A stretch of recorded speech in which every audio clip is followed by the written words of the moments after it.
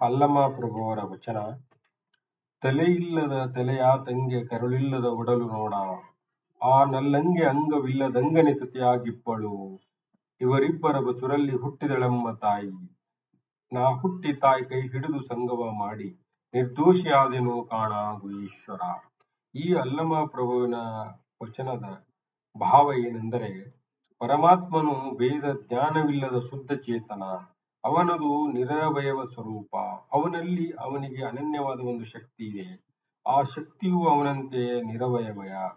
ಅವನು ಪರಶಿವನಾದರೆ ಆ ಶಕ್ತಿಯು ಪರಾಶಕ್ತಿ. ಆತ ಪತಿಯಾದರೆ ಆ ಶಕ್ತಿಯು ಸತಿ. ಅವರದು ಶಿವಶಕ್ತಿ ಸಂಪುಟ. ಅವರಿಬ್ಬರಿಂದ ಮೊಟ್ಟ ಮೊದಲು ಹೊರಹೊಮ್ಮಿದುದು ಚೀಚಕ್ತಿ. ಆ ಚೀಚಕ್ತಿಯಲ್ಲಿ ಒಳೆದ ಶಿವನ ಕಳೆಯೇ ಶರಣ. ಆಕೆ ತಾಯಿ, ಈ ಶರಣನು ಆಕೆಯ ಮಗ. ಈ ಶರಣ ತತ್ವವೇ ಸೃಷ್ಟಿಮುಖವಾಗಿ ಹರಿದು ದೇಹದಲ್ಲಿ ಅಭಿವ್ಯಕ್ತವಾದಾಗ ಜೀವಾತ್ಮ ಎನಿಸುತ್ತಾನೆ. ಈ ಜೀವಾತ್ಮನು ಪ್ರಾಕೃತಿಕ ವಲಯವನ್ನು ಮೀರಿ ತಾಯಿಯಾದ ಚೀಚಕ್ತಿಯನ್ನು ಆಶ್ರಯಿಸಿ ಅವಳಲ್ಲಿ ಬೆರೆತು ಹೋದರೆ ಅಹಂ ಪ್ರಜ್ಞೆಯಿಂದ ನಿರ್ಮುಕ್ತನಾಗುತ್ತಾನೆ. ಅಹಂ ಪ್ರಜ್ಞೆಯೇ ದೋಷ. ಅದು ಅಳಿದು ಹೋದುದರಿಂದ ಅವನು ನಿರ್ದೋಷಿ. ಒಟ್ಟಿನಲ್ಲಿ ಜೀವಾತ್ಮನ ಮೂಲ ಸ್ವರೂಪ ಪರಶಿವ. ಅದನ್ನು ಅರಿತಾಗ ಜೀವಭಾವದ ಮರೆ. ಈ ವಚನದ ಭಾಷ್ಯವೇನೆಂದರೆ, ತಲೆಯಿಲ್ಲದ ತಲೆಯಾತಂಗೆ ಕರುಳಿಲ್ಲದ ಒಡಲು ನೋಡ. ತಲೆ ಇಲ್ಲದ ಎಂದರೆ ಭೇದ ಜ್ಞಾನವಿಲ್ಲದ ತಲೆ. ತಲೆ ಅಂದ್ರೆ ಚೈತನ್ಯ, ಕರುಳು ಅವಯವಯ, ಒಡಲು ಅಂದ್ರೆ ಸ್ವರೂಪ. ಪರಶಿವನು ಅಹಂ ಇದಂ ಎಂಬ ಭೇದ ಜ್ಞಾನವೇ ಇಲ್ಲದ ಶುದ್ಧ ಚೈತನ್ಯ. ಅವನ ಸ್ವರೂಪವೂ ನಿರವಯವ. ಆ ನಲ್ಲಂಗೆ ಅಂಗವಿಲ್ಲದಂಗನಿ ಸತಿಯಾಗಿಪ್ಪಳು. ಅಂಗವಿಲ್ಲದ ಅಂದರೆ ನಿರಾಕಾರವಾದ, ಅಂಗನಿ ಅಂದರೆ ಶಕ್ತಿ. ಆ ಪರಶಿವನಲ್ಲಿ ನಿರಾಕಾರವಾದ ಒಂದು ಶಕ್ತಿ ಇದೆ. ಅವನು ಪತಿ.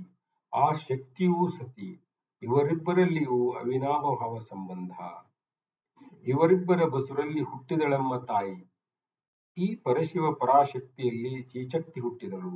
ಆ ಚೀಚಕ್ತಿಯ ಮಧ್ಯೆ ಚೈತನ್ಯದ ಕಳೆ ಹೊಳೆಯಿತು. ಆ ಕಳೆಯೇ ಶರಣ ಎಂಬ ತತ್ವ. ಆ ಶರಣ ತತ್ವವೇ ವೃಷ್ಟಿ ಧ್ಯೇಯಗತ ಜೀವಾತ್ಮನಾದ. ಅಲ್ಲಮ ಪ್ರಭುಗಳು ಆ ಶರಣ ತತ್ವದೊಂದಿಗೆ ತಮ್ಮನ್ನು ಸಮೀಕರಿಸಿಕೊಂಡು ಆ ಚೀಚಕ್ತಿಯು ಎಮ್ಮ ತಾಯಿ ಎಂದು ಹೇಳಿದ್ದಾರೆ.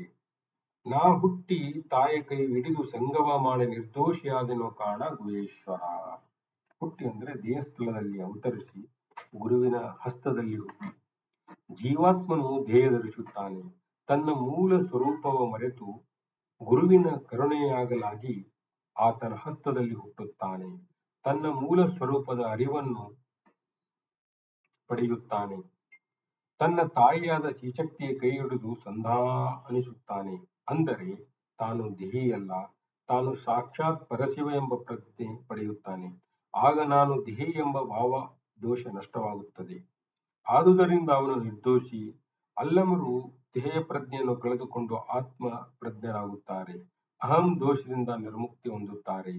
ಈ ವಚನದಲ್ಲಿ ವ್ಯಕ್ತವಾದಂತೆ ಸೃಷ್ಟಿಯಲ್ಲಿ ಎರಡು ಪ್ರಭಾವಗಳು, ಒಂದು ಅಧೋಮುಖಿ, ಇನ್ನೊಂದು ಊರ್ಧ್ವಮುಖಿ. ಪರಶಿವ, ವಿಶ್ವ, ದೇಹ, ಜೀವ, ಇದು ಕೆಳಮುಖ ಪ್ರಭಾವ. ಜೀವಾತ್ಮನ ಬಂಧನಕ್ಕೆ ಇದು ಕಾರಣ. ಜೀವ, ಭಕ್ತ, ಚಿಚಕ್ತಿ, ಪರಶಿವ, ಇದು ಮೇಲ್ಮುಖ ಪ್ರಭಾವ. ಜೀವಾತ್ಮನ ಮುಕ್ತಿಗೆ ಇದು ಕಾರಣ.